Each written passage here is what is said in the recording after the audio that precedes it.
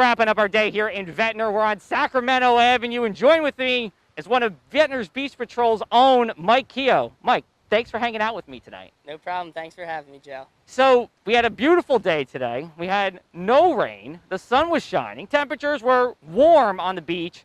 It looks like people were taking the notice and coming on out, right? Absolutely, yeah. The morning started out, it was absolutely beautiful. It was flat with no wind.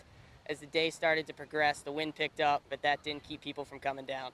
Yeah, and it looks like it didn't keep people from going in the water from what we saw earlier when you were out. But it was interesting because Cape May today had a water temperature of 80 to 81 degrees. But once you went this way over to Steel Pier in Atlantic City, it was in the low 60s. And Mike, you were saying before that it was also cold here in Ventnor, right? Yeah, it was absolutely freezing from when I was working a week ago. Yeah, so the temperatures have been dropping over time, but it's something called upwelling, which pretty much is when the top layer, the warmest layer of the ocean, gets pushed further into the ocean, and the cooler water from underneath gets taken above. But it looks like, again, it wasn't enough to keep people out of the water today. No, definitely not. All right, so Mike, I've never met in person before, but I've heard a lot about him because he is actually my boss's son. And actually, to be specific, my boss's son. So Buzz Keough, who's our executive editor here at the Press, this is his son, a wonderful human being, just like your father, right? Thank you. I promise you didn't tell me to say that. I got two questions for you about him. I don't think any of them are hard. First question is, what's your favorite part about him? My favorite part about my dad definitely has to be he's just a great guy. He can do a lot of everything.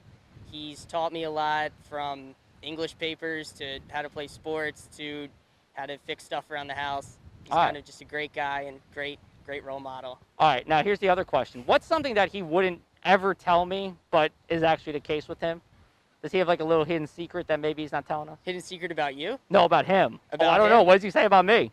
He loves you. All right. I just want to You're make great sure. for the press. He loves your enthusiasm around there. Thanks.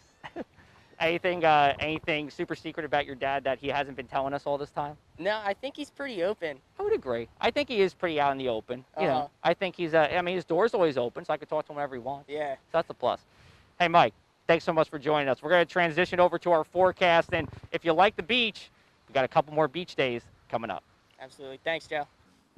Okay, we moved away from the sand as we get into the forecast portion of this, but I want to thank Mike again for the time and chatting with us here this evening. We have our heat wave at Atlantic City International Airport. It got above 90 degrees again, and that's our fourth day of temperatures at or above 90. This is our third heat wave of the year, and we'll continue it for one more day as we go into our day on Thursday. Now, for some of you, it was a hot but not too humid day. Let's look at our dew points as we went through the afternoon. They dropped from the 70s into the 60s, and we even had a few 50s around, especially as you went over towards Hamilton, Buna, getting over to Bridgeton, places away from the shore as the westerly drier wind made its way into the region here. Now, as we go into tonight, we're going to have temperatures fall through the 80s, and we'll get into the 70s by about midnight for much of us here on the mainland. The shore should still stay around 80 degrees. Low temperatures will be anywhere between 70 degrees if you're on the Pine Barrens to around 80 right along the Parkway corridor, and the shore should be in the upper 70s as well.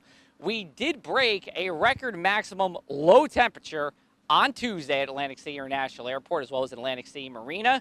Today, as we go through our day, as long as we stay above 78 by midnight at Atlantic City International Airport, we'll have the daily record again. That would be a tie with 2002. Let's get you into our Thursday. Some early fog. Otherwise, we're going to have plenty of sunshine throughout our morning. Temperatures will be rising pretty quickly, though, and for the afternoon, we'll have highs just around 90 degrees on the mainland. When you factor in the heat index, it'll feel like 100 because it will be sticky.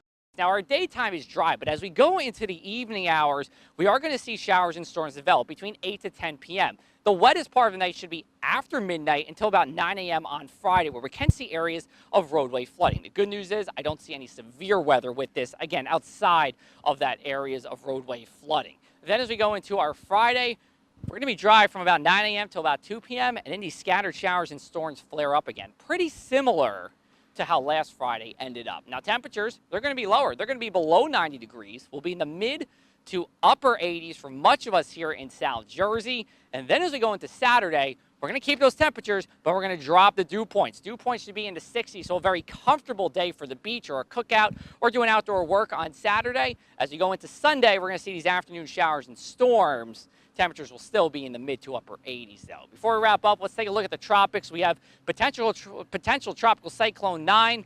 What will become Isaias at some point, either today or tonight. It has had a tough time developing, which is good news, of course, but still packing maximum sustained winds at 45 miles an hour right now. It should go through Hispaniola, even Cuba, and then as we go into the weekend, it's going to be very close to Florida or even make landfall in Florida. We're going to monitor its interest sometime between Tuesday to Wednesday is when we would see some kind of impacts. It can be anything from rough seas and rip currents to a day-long deluge here in South Jersey. We'll keep you updated as we go forward. Coming up at 6:30 tomorrow morning, we're going to talk more about the hot weather, the relief to come, and the tropics. Until then, have a great night, everybody.